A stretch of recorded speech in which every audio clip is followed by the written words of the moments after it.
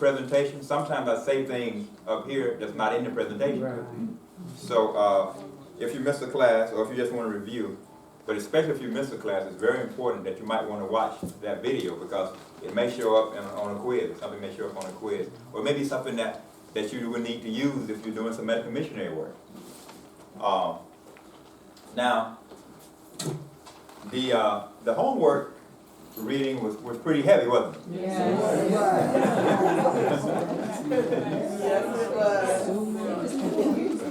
Right. Yeah, I would be explaining it. I would be going into the detail. And the thing is, one of the reasons it's important to understand these things is because the better understanding you have of the cells in the body, the better you will be able to help other people. Because a lot of times you're going to get into a jam. When I say you're going to get into a jam, a lot of times something that you've always done in every case that has always worked is not going to work. So then you have to be able to say, okay, what is wrong here? Why isn't this working? So if you understand how the body functions, if you understand how the cells function, if you understand how the herb or the supplement functions, then, of course, with prayer, and the Lord is now able to open your mind and say, okay, do this or do that. But if you have, because it's already been planted in your mind, you can call it to your remembrance. Or say, okay, or use your reasoning capacity to think through. So again, it's, but you have to understand, have some understanding of what you're doing. We did grade the quizzes, and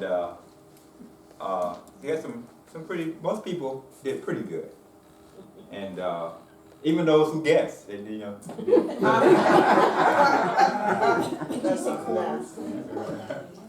So before we get started, I'm going to give a word of prayer, and so we can go ahead and get started. Heavenly Father, thank you for the privilege to be able to come together. Thank you for the laws of health that you've given us. Thank you, Jesus, for showing us the healing message. Thank you for your mercy and your loving kindness, not only toward us, but toward all of the people on this whole earth. Lord, we ask that you will continue to teach and guide and instruct us, that we might be co-laborers in the work. Thank you for hearing and answering our prayers. In Jesus' name I pray. Amen. Now, as you can see, tonight's lesson is emergency natural medicine.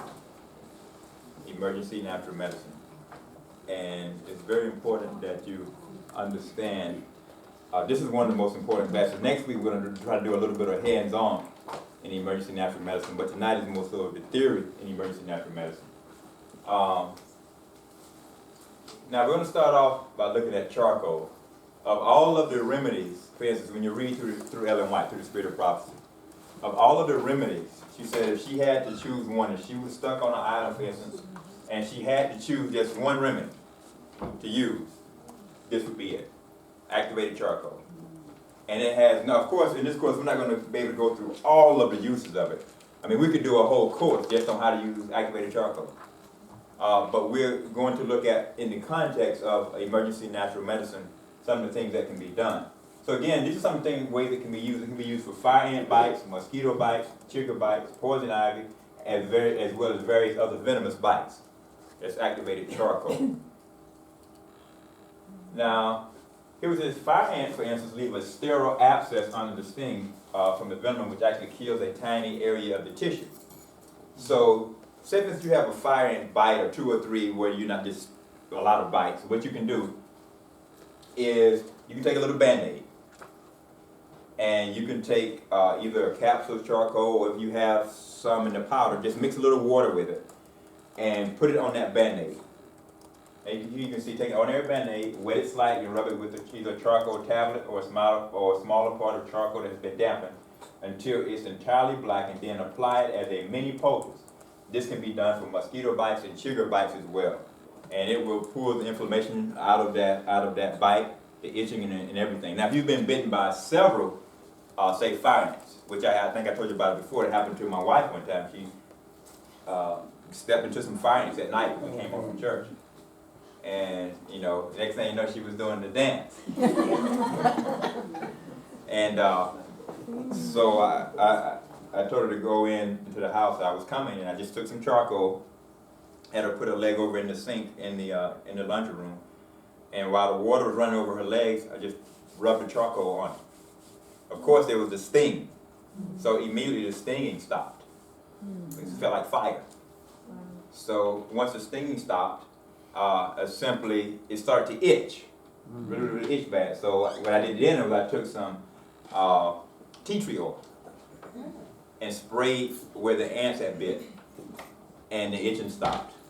So there you had a combination of the tea tree oil and activated charcoal. But again, the activated charcoal, the design of the activated charcoal was to, again, take the inflammation and the sting out. And then, I didn't even know the itching was going to set in afterward, but then the tea tree oil took away the itching. But you must have, I suggest or recommend that you have, and this is not everything I normally have in here, but I suggest that you have a emergency first aid medical missionary bag. And thing that you must have in there, you must have charcoal, without a doubt. If you wouldn't be a medical missionary worth your salt if you didn't have charcoal. You must have it. And it can be produced, again, this is not the, we'll go a little bit more into it when we get into the herbal side. But again, this course is not to just be a straight, if this was just a straight herbal course, we would go into a lot more depth. But I'm trying to cover a lot of areas and give you as much usable information as possible. Again, charcoal, activated charcoal. For instance, Paula J. Ward for Vanderbilt University, writing about charcoal, she points out how activated charcoal is commonly used in emergency treatment for specific kinds of poisonings and drug overdoses to keep the poison from being absorbed from the stomach into the body. So again, another emergency situation where you can use charcoal is if someone is poisoned. And it works for a number of various different kinds of poisonings. Researchers have found that activated charcoal, and you can read that for yourself. Basically, every home should have activated charcoal. And actually, it's a good idea to have, like the way that Dr. Schultz talks about it. He basically says, and I agree, you should have one of these in your car. You should have one or two in your home. What else is in there? This is not, I would normally have more in here, but you should have Band-Aids. I'll take some of them out and show you. You should have Band-Aids. You should have tinctures, extracts. We'll talk about how to make tinctures and extracts and what's the difference between an extract and a tincture and an infusion when we get into the herbology part. Because they each work in a specific way, but you have an infusion and then you have a tincture and then you have an extract, and they all have various levels of power, if you will. So, but right now we're talking about activated charcoal, and if you use it, again, sometimes you can combine it with flaxseed, you can combine it with other things to help it work in a more effective fashion. Who's ever read the book Back to Eden, or who has it? Back to Eden by Jethro Kloss. Jethro Kloss said, a dramatic demonstration conducted in 1813 by the French chemist Bertrand vividly demonstrated the almost miraculous absorptive properties of charcoal when he drank 5 grams of arsenic trioxide mixed with charcoal, and he survived. A few years later, about 1830, a pharmacist by the name of P.F. Puri, attempting to prove that charcoal was an excellent antidote, took a massive dose of strychnine, 10 times the usual lethal dose, with 15 grams or half an ounce of activated charcoal before the French Academy of Medicine, and suffered no apparent ill effects. But for anyone to try such an experiment today would be considered very foolhardy and dangerous. And yet, it goes to illustrate the power of activated charcoal when used intelligently. So,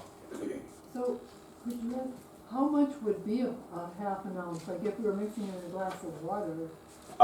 Let's say if you had an 8-ounce glass of water, I would say 1 to 2 heaping teaspoons, and drink the slurry. And it's probably a little bit, normally you would only need 1 teaspoon, heaping teaspoon probably, in most cases. But, you know, if you're dealing with the issue of poisoning, I would use 2 just to be safe. Paula J. Ward, again, from the University of Vanderbilt, says, it's believed that the ancient Egyptians used charcoal to cure an assortment of ailments. And again, she cites the same experiment with Bertrand. Excuse me. Mhm. Is it recommended to drink, let's say, half a glass of charcoal, before you go to bed? The question was, is it recommended to drink maybe half a glass of charcoal before you go to bed? The thing is with charcoal, if you're on certain medications, you can't do it because there's some medications that charcoal, because of its powers, it will make the medication non-effective. Right. Now, if you're not on any medications of that nature, it's probably not a bad idea to drink charcoal. I would say maybe not every night, but maybe 2 or 3 times a week. And it is very, charcoal is a very interesting substance. But I don't want to get off track. But yeah, maybe 2 or 3 times. I wouldn't say every night, but I mean, probably wouldn't hurt you. But I would say maybe 2 or 3 times a week. Huh? What would be the purpose? Charcoal it detoxifies the system and from internally. Like I know a lady who was she was I guess maybe in her late 40s, and she had gone to the doctor, and when they did the she takes the capsules, she takes 2 or 3 capsules a day of charcoal, and when she went to the doctor and she did an examination, and he told her that her insides looked like the inside of a 20-year-old. Yeah. She was taking the because of the properties of the actually the charcoal pulling the poisons out. Will it absorb anything like nutrients though? And No. so if you constantly took it, you wouldn't get a deficiency or anything? It wouldn't absorb. Now, one of the problems with it is sometimes it can cause a little bit of constipation. Yeah, sometimes it can. So that's why I said I would recommend not doing it every night, but do it on a pretty frequent basis is not a bad idea. I've also heard that it's as effective as epinephrine for severe allergic reactions. Yeah, It yeah, works just as fast, if not faster. yeah, it is. You had a question? Yeah, I have a classmate who has stomach issues. She's gonna go see a stomach doctor, and she thinks that just a lot of things are going on. And does that generally help with stomach issues, or just like mainly diarrhea? It does, but depends on what it is. Well, And remember, here's one thing you must always remember, is that you must always determine the cause.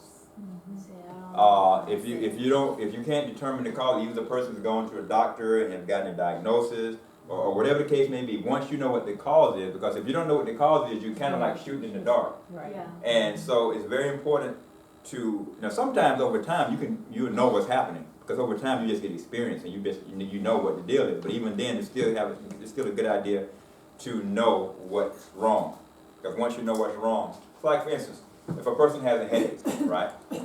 There could be any number of causes. Right. It could be maybe they're not getting enough sleep. That can cause headaches. Maybe they're dehydrated. That can cause headaches. Maybe they're constipated. Maybe something else is wrong. So you have to determine first what is the cause. Well, I told her to go see her doctor. I have no idea. Yeah, you have to determine the cause. And again, especially as a medical missionary, as I said before, you want to always have the person tell you, independent if you're going to another country, it's not as big a deal as it is here in the U.S., but they need to tell you what's wrong. Or I went to my licensed physician or whatever, and they told me this is wrong with me. So now you're not in a position where you made some diagnosis, all right? So you said, well, this is what your doctor said is wrong with you, etc. Here you have, of course, the charcoal can be taken to stop intestinal gas by mixing a spoonful in a half glass of water, followed by a second glass of water. It is also very good for diarrhea. What do you mean by a spoonful? Teaspoon or tablespoon? Teaspoon. Teaspoon. A heaping teaspoon. Teaspoon. Again, Jethro Cloth wrote, potencies made of charcoal are excellent for insect bites, stings, poison oak, inflammation around the ears and eyes, to dress and disinfect wounds, cellulitis, boils, carbuncles, and abdominal pain. They also act as a deodorant and antiseptic. In fact, one of the things, if you have a person with cancer, late stage cancer, and say for instance it's breast cancer, and a lot of times in late stage breast cancer, the cancer will eat through the breast. And what you'll have after a time is you'll have a really bad smell. And one of the things to help deal with that is to sprinkle charcoal, and it'll take the smell away. And so it is a very, very effective remedy. This is why I said it's very important to have it. Again, this is some of the things that Jethro Cloth. Now Jethro Cloth was he was a master herbalist. This guy, he really knew his stuff. Him and people like Dr. John Christopher, a naturopath and a herbalist. And because back then they had more opportunity, the laws weren't so stringent. And so they had an opportunity to experiment more and to get an opportunity of what works and what doesn't under different circumstances. And this is just there are different ways to make poultices, but this is just one way. And again, I'm not going to go all the details because I'm going to send you guys you'll get a copy of the PowerPoint. So again, this is just a general way how you can make the poultice, a poultice. And again, sometimes we'll talk a little bit more about this. Sometimes it'll be best to use hot water when you make a charcoal poultice, and sometimes it'll be better to use cold water, depending on what you're trying to accomplish. But this is just, and then next week we'll go and we'll actually make, break up into the groups, maybe make a few poultices, and let you exchange, and maybe make the poultice in your groups, so you can get a feel of what it's like. So many of you may have done it already, but it's still good to. There may be some of you that haven't done it. And so you need to get a feel of what it's like to make a poultice. How long does it take to mix it? What's the consistency? Those things that are very important. Again, that's just the rest of that. In this one, is it cold water or hot water? This is hot water. Hot water. Again, this is using charcoal for acute poisoning. The dosage is as follows: infants under 1 year of age, you can see.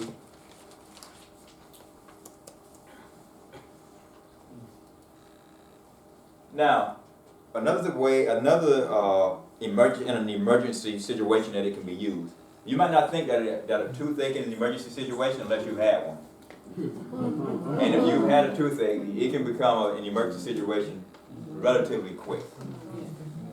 Now, this is an actual, I guess you would call it mixture or recipe of using it for toothache pain, with charcoal as the main ingredient. 3 tablespoons of charcoal, a half teaspoon of clove oil, 1/3 teaspoon of cayenne pepper, and a half teaspoon of olive oil, enough to make a paste, and 1 teaspoon of golden seal. This remedy is strictly for pain in the jaw or for tooth pain. You pack it around a tooth that is giving you problems. If you can cover the tooth up, it would generate heat. What's generating heat mainly is the cayenne pepper. And the cayenne pepper is bringing the fresh blood into the area, fresh oxygenated blood. You also have the golden seal there. It helps it works as a antibiotic. Clove oil helps with pain. Charcoal also extracts the inflammation out of the tooth, because that's what's causing the pain. So if you can deal with the inflammation, you're going to deal with the pain automatically. For gums too. And there's something else more long term for gum and teeth health, mainly gum health, is CoQ10, coenzyme Q10. Really? What? Yes, coenzyme Q10. I can remember taking it for a few months, in about 2 weeks. Sublingual. Yeah, the sublingual form. All of a sudden, my wisdom teeth start coming through. They all just start coming through. And so, even if you read the research on it, there's a lot of research on CoQ10. It's good. It can also actually reverse congestive heart failure. So CoQ10 is a very potent, but we're not. That's more so for the herb side of things. But it is just something that can also help. How much should you take? How many grams? Anywhere from 25 to 100 milligrams, depending on what you're trying to accomplish. For if I was working just on maintenance for the teeth, I would say maybe 50 milligrams a day, and that's of the sublingual. Now, if you're taking like the capsules or whatever, you're probably going to need more because it's going to be destroyed in the gastrointestinal tract. But if you're taking the sublingual, you can take less because you're getting more into the bloodstream. And again, as you can see here, and again, you'll have more time to read this and look over it once I send you the presentation. But it needs to be about the consistency of natural peanut butter. Then you also sometimes you have an abscess. Now, sometimes you're just having a regular toothache pain for whatever reason. Then sometimes you have an abscess there, and that takes it to a whole other level. And so you have an infection in there. And basically what happens in an abscess is that the pulp inside the tooth becomes inflamed, and what it does is it swells, and that's what causes the pain, but ultimately it can be destroyed. And this is when they say, well, you're going to have a root canal and all these other things. But so if you have a toothache pain caused by abscess, again, this is a recipe, and it's famous for getting the abscess to come down. Again, 3-part Super M. Super M is another thing that you want to have on hand. We'll talk more about it when we get into the herb. Super M, you want to have it.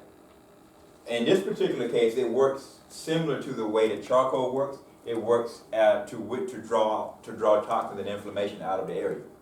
So you have 3 parts Super M, 2 parts baking yeast, 4 drops cloves, 1/3 teaspoon cayenne pepper, make a paste. You pack this mixture again around the gum.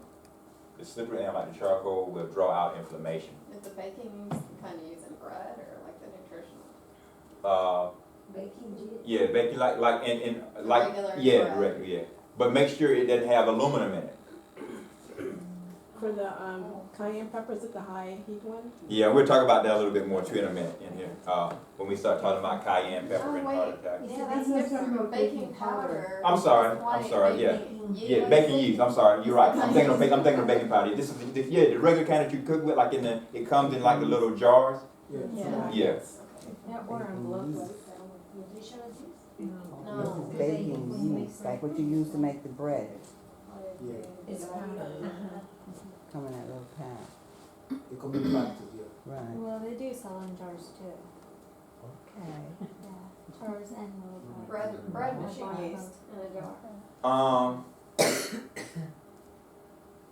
Again, this is another illustration again of just making step by step, where you can have opportunity to sit down and go over it. What about shingles? Shingles? Or, with charcoal? I know it's internal, but Yeah. I would probably take a different angle dealing with shingles. I would probably take a different angle. Huh? Yeah. This is going to discolor the skin because you got open, I remember last week, a couple of weeks ago, I was talking about, now wait, let me stop. Who knows what shingles is caused by? What virus is it caused by? Anyone know? chickenpox,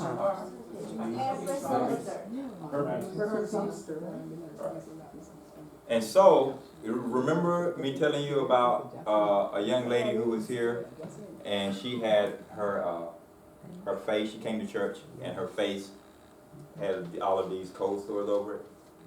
Do you remember when I told you I recommended that she do? wash your face in charcoal? L-lysine. lysine. L-lysine. Yeah. Mhm. It's an amino acid. Also, something else that will help with those is rather DMSO. And again, DMSO is something else that you may want to keep if you in an emergency natural remedies first aid kit. And DMSO actually, it takes whatever you combine it with, and it takes it into the bloodstream. So say for instance, if I wanted to get cayenne pepper faster into your muscle, or I wanted to get whatever it is, I would combine it with the DMSO. The DMSO will act as a carrier. So in other words, I call it a liquid needle almost, is what I call it. Because it's basically, if I want to get something into your body, into your muscle, your bloodstream, I combine it with DMSO, and DMSO will take it in. But that's more like the advanced herbology. We're not trying to go there right now. But like one of the things we're going to be talking about tonight is like advanced herbology too. It's the herbal stitches. But because it's going to fall within the emergency natural medicine, it's very important. We're going to hit it. We got to keep moving. But these things, again, flaxseed and charcoal are two of the best things that you can make in a poultice, that you can put together for a poultice. Flaxseed also helps with inflammation to a lesser extent, but it also helps when you're making it. It helps with the consistency. Freshly ground, right? Yes. And preferably when you're making these, is if you can, try to get organic material. Now, if you can't get organic material, don't say, well, I can't get it, and throw your hands up. Use what you can get in a situation. But ideally, because like for instance, you hear me say we need to use tinctures and extracts that don't have alcohol in them. And we'll talk about how you can evaporate the alcohol out of them. But if someone kills over in here and I have a tincture and it has alcohol in it, I don't have time to evaporate the alcohol out. So I have to use what I have, right? That's what emergency natural medicine is all about. You have to use what you have. It's better for you to get a little alcohol and to live, right? Yeah. Than for you, and me say, well, I can't give him this alcohol and you die. Because some of the tinctures will have some alcohol, but we'll talk about how to evaporate the alcohol out of the tincture or the extract. And then you don't always have to use alcohol to make extract, but some of them you need alcohol to extract all the properties out of certain herbs. I just wanted to know, how do you grind up flaxseed? What is the best, can you use A little coffee grinder? or- Yeah, the coffee grinder. Yeah. Now the thing about when we talk about making the alcoholic extract, one of the things you're going to have to do is you're going to have to use grain alcohol. And so that means you're going to have to go into the liquor store and buy something. So make sure none of the saints see you coming out of the liquor store. Especially with a bottle. I know, right? Let Dr. go and buy for us. Now this is a quote from Ellen White. She says, on one occasion, a physician came to me in great distress. He had been called to attend a young woman who was dangerously ill. She had contracted fever while on the campground and was taken to our school building near Melbourne, Australia. But she became so much worse that it was feared she could not live. The physician, Dr. Mary Kellogg, came to me and said, Sister White, have you any light for me on this case? If relief cannot be given our sister, she can live but a few hours. So the issue here is, did you catch the issue? She's gonna die. With fever. Fever. With Fever. Fever, what did that tell you? Or temperature. Chick bite or something. Or something should be wrong with her. She could be bitten. Now sometimes a fever is a friend. Did you know that? Yes, that's right. If you control the fever, sometimes it's a friend. As long as it doesn't get too high and damage the brain. But sometimes you want the fever. But then sometimes it can be problematic. So, she says, I replied, send to a blacksmith shop and get some pulverized, what we call activated charcoal. Make a poultice of it. And lay it over her stomach and sides. So here we have a remedy of charcoal. This young lady, she's contracted fever. We don't know the underlying cause of why she had the fever, but there's some type of infection in her body trying to kill off, right? So she calls in and says, okay, put these poultices on her stomach and on her sides. Soon, she said, the doctor hastened away to follow out my instructions.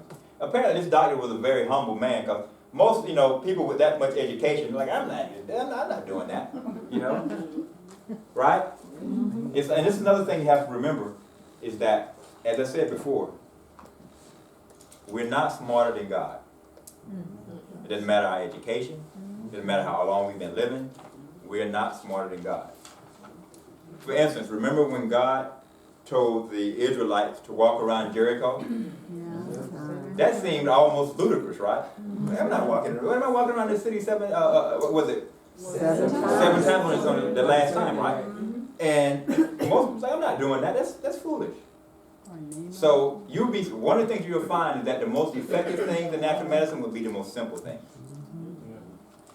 Remember that. The things that are simple work the best. When things get too, complicated and people want to seem like they're smart, watch it. Just keep it simple.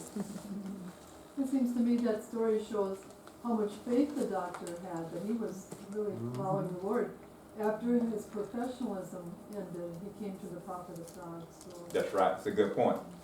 And so we have to remember that. And here we find out, soon he returned saying, relief came in less than half an hour after the application of the poultices. She is now having the first natural sleep she has had for days. So here, the woman was about to die, right? And with natural remedy, with God's remedy, in half an hour. And that's something. This is one of the reasons she says if she could only choose one remedy, it would be what? Activated charcoal. She says, I have ordered the same treatment for others who were suffering great pain, and it has brought relief and been the means of saving life. My mother had told me that snake bites and the sting of reptiles and poisonous insects could often be rendered harmless by the use of charcoal potency. When working at, oh, let me stop there. Now, I think I mentioned before that we have these brown recluse spiders here in Florida, right? And if you've seen the bite of a brown recluse, it can be problematic. It will eat all the way down to the bone. But guess what works? Very, very well. Activated charcoal. If I was bitten by a brown recluse and I knew it was a brown recluse, I would make a poultice. This is what I would do. I would make a charcoal poultice mixed with flaxseed, and I would put it on there, and I would first change it. For the first hour, I would change it every 20 minutes. Then I would take 2 heaping teaspoons and charcoal and water, an 8-ounce glass of water, and I would drink it. And for the first hour, maybe 2 hours, I would change that dressing every couple of hours. Every 20 minutes, I'm sorry. And then I would keep it on, and I would sleep with it on the next day. I would change it the next morning, and probably within a day, within 24 hours, it'll be like it almost never even happened. What would you do for the pain though that comes along with a bite? That charcoal is going to withdraw the inflammation out, and as a result, take away the pain. How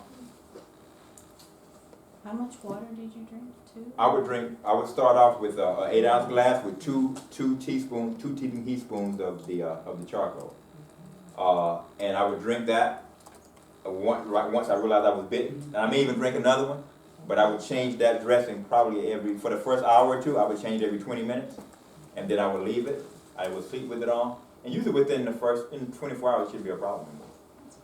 And so now, if you didn't, what would happen is you end up going to the hospital, and what's going to happen? You're going to be given, probably prednisone, or maybe even they're going to probably have to cut it out. Remember the video? Have I shown you guys that video? No, I haven't shown you the video yet. But we have a video where the guy was, I think it was on Discovery, where he was bitten by a brown recluse. By what? By a brown recluse spider. And they were going to have to amputate his entire leg. But they were able to do surgery because the poison was just spreading through, and they had to end up cutting a big hole out of his leg, like the size of a softball, because the poison was just spreading through. Where just knowing how to use charcoal to stop it. And can you imagine the amount of hospital bills he had? So think about not only when you understand these things, not only can you escape suffering, physical suffering, but you can also escape some financial pains.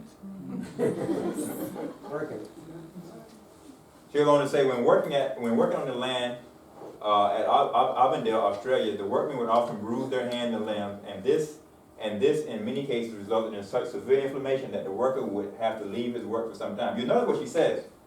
It results in what? Inflammation. She understands that if you deal with inflammation, you can deal with the pain. So if you take away the inflammation, it's the underlying cause of the pain. And that the worker would have to leave his work for some time. One came to me one day in this condition with his hand tied in a sling. He was much troubled over the circumstance. For his help was needed in clearing the land. I said to him, go to the place where you have been burning the timber and get me some charcoal from the eucalyptus tree. Pulverize it, and I would dress your hand. This was done, and the next morning he reported the pain was gone. Soon he was ready to return to his work. Okay, this lady was a real medical patient, right? Now, cayenne pepper. This must also be in your bag.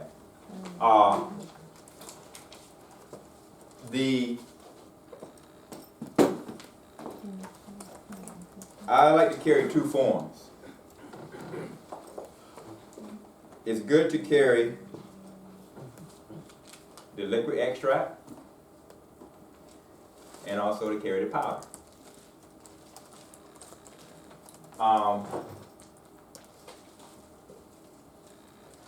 This is normally stronger than this. Not normally, it is stronger.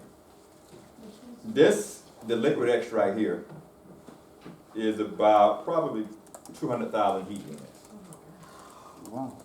This is about 140,000 heat units, the powder. This can also stop bleeding. It can stop bleeding right away. So that's one of the reasons. Each one will stop bleeding, but sometimes one will work in a more efficacious manner than the other in terms of how, what's the word I'm looking for? Convenient it is. Sometimes it's more convenient to use this, sometimes it's more convenient to use this. This has alcohol in it. But like I said before, if she was to have a heart attack now, I don't have time to evaporate the alcohol out, right? I just gotta pop open the top. Wanna take a drop of it? That's gonna burn. I just gave her one drop. It's not too bad. Now, how much would I give to this to someone if they were having a heart attack? Did you see the flame? It works like a nitroglycerin. What if you can't take it? I can't take cayenne. You can't take cayenne at I all? can't take aspirin, cayenne, anything like that. Why not? It burns my stomach really bad. It burns your stomach? I tried. Is this gonna cure me of something? Yeah. Well, if I had to give it to you just to save your life, I would. You can take it. I know before that it will stop bleeding, but I wondered, like, as a child or something, does it burn then? Yes. I mean, Oh, is yes. it- Yeah, it burns. So they just have to carry it. Right. It stings, yeah. I think I was asking the same question. If there's a wound that's bleeding, you put it right on the Right into the Yes. wound. side, that's right. Yeah. That happened to her, again, I'll use my wife as a, I get a lot of practice on her, right? And, But when you make the poultice, don't you put the poultice inside of like a bandage or? Mhm. or like, and we'll make some. Right, so it's not and- going into open wound, Right. you have Well, a bandage. if you're doing with the cayenne, like I give you an example with her, some years ago, probably what 7 or 8 years ago, she cut the top of her foot, like on a refrigerator. Something happened, and it was pretty deep. You could see like the white inside, and she's like, oh, and she told me she cut her foot. She called me in, and she was washing it off in the sink. So I was like, hold on. So I ran. The blood, it just kept bleeding and bleeding and bleeding. So I ran and I got the cayenne, the powder, and I threw it right into the wound. Ooh, Yeah. no. Yeah. Of course it must burn. And When you make of the course, poultice? immediately the blood began to coagulate. Wow. I have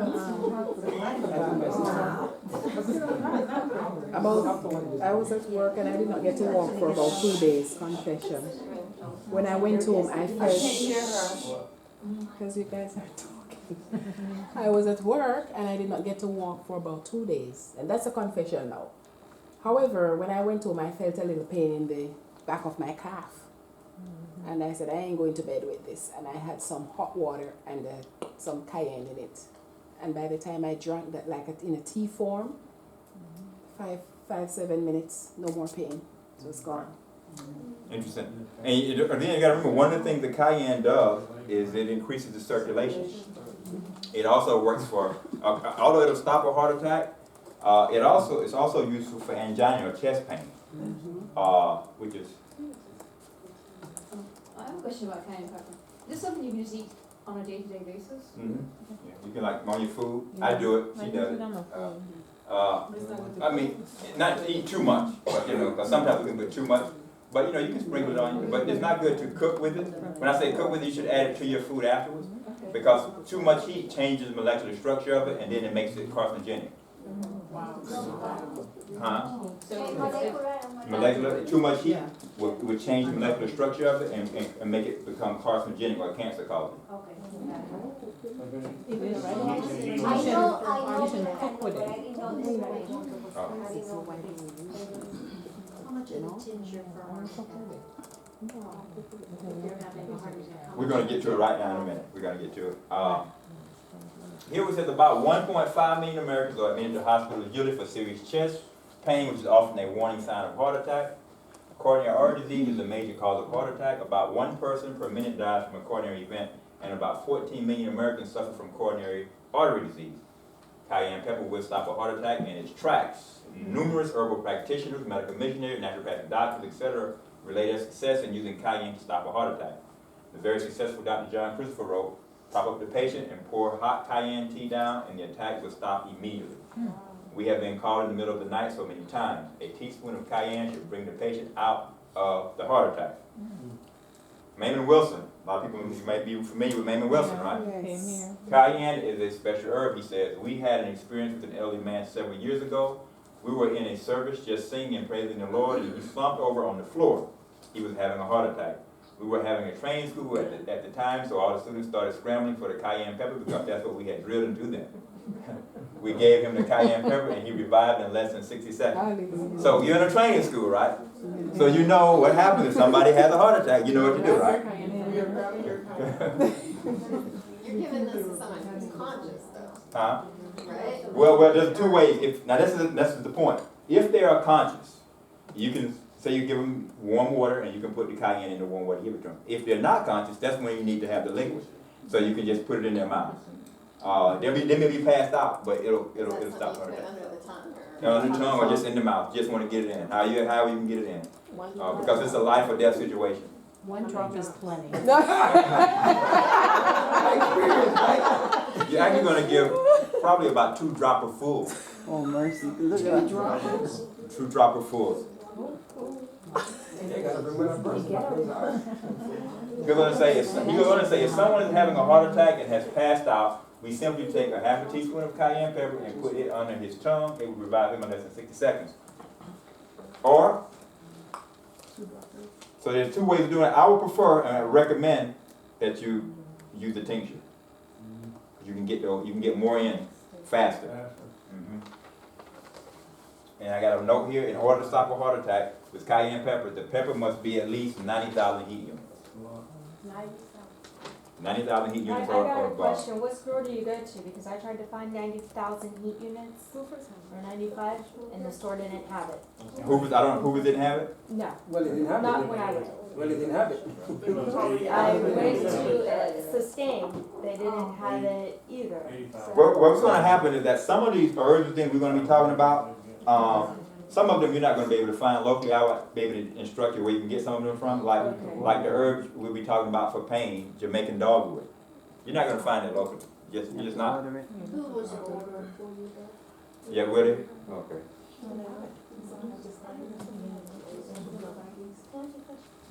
I heard if somebody has an ulcer though, you gotta be careful with using cayenne. Or hydroharmons, yeah. Actually, you know, even back in when Dr. Christopher talks about that in his day, Dr. Christopher, again, those of you who don't know, he was actually one of the top herbalists and naturopaths too in his day. And a lot of herbalists, his formulas, they just simply work. He was kind of like Jethro Claus. But one of the things when he was in herbalist school, he said, listen, my mom always, because they were talking about using cayenne pepper. He said, listen, my mom always told me that you can't use cayenne pepper for people with ulcers, right? And one of his teachers was the Dr. Shook, which is